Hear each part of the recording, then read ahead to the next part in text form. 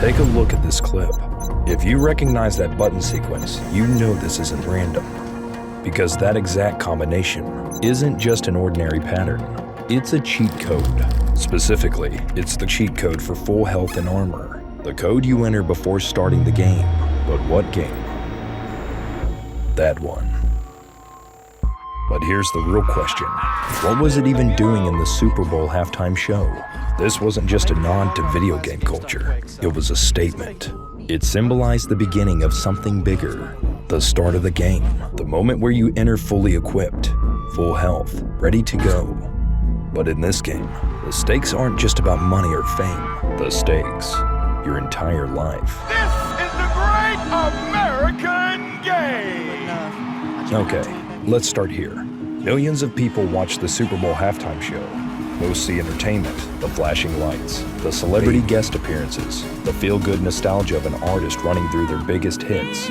But this year, something was different. This didn't feel like just a performance. It felt like a statement. A statement most people missed. Because hidden in the stage design, the choreography, and even the button sequence on the set was a message about power, control, and the game we're all playing. A game that, according to the prophet Kendrick Lamar, has been rigged from the start. The lights dim. A sequence of shapes light up, resembling the buttons of a PlayStation controller. And then, the spotlight hits Kendrick, standing on top of that 1989 Buick GNX. A car that isn't just a prop. 1987, the year Kendrick was born. GNX, the title of his latest album. And just like that, the stage is set. The game has begun. As Kendrick raps, his backup dancers slowly emerge from the doors of the muscle car. They spawn in, like non-player characters in a video game. Because that's the world we live in, an illusion of choice. Where most people are just following pre-programmed paths, where very few get to break out of the system. Then, there's this line, a twist on an old phrase, paying tribute to Gil Scott-Heron, who famously said, "The revolution will not be televised." But Kendrick reframes it, because if you're gonna expose the system, what better place than the Super Bowl?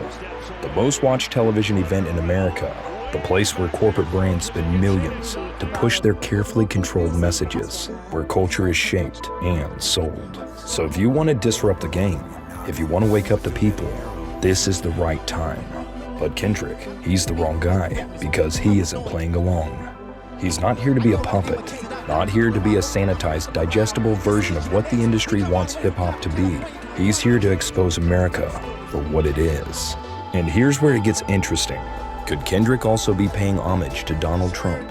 After all, Trump was there. Think about it. We're not gonna take it anymore. This is our country. Whether you love him or hate him, has been painted as the wrong guy for the establishment. Because like Kendrick, he's exposing the system in ways that make people uncomfortable. Both Kendrick and Trump, in completely different ways, have been placed in positions where they were expected to play by the rules, only to reject the script entirely. Then, the camera cuts to Uncle Sam. No! Too loud! Too reckless! Too ghetto! Do you really know how to play the game? Then tighten up! This moment is huge.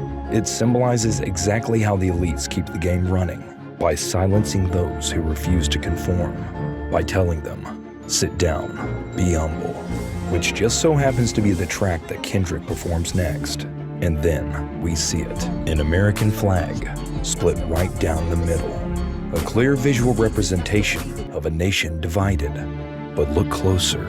On either side of the flag, people are making Masonic hand gestures. According to the Masonic Encyclopedia, this is a sign of distress, a hidden call for help. But who is calling for help? And who exactly are they calling for?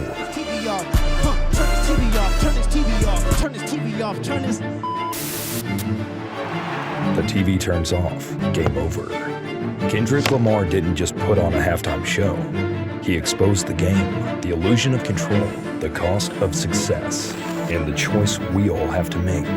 Now, you don't have to like the performance. You don't even have to agree with the message. But if you think this was just another Super Bowl show, maybe it's really time to turn the TV off.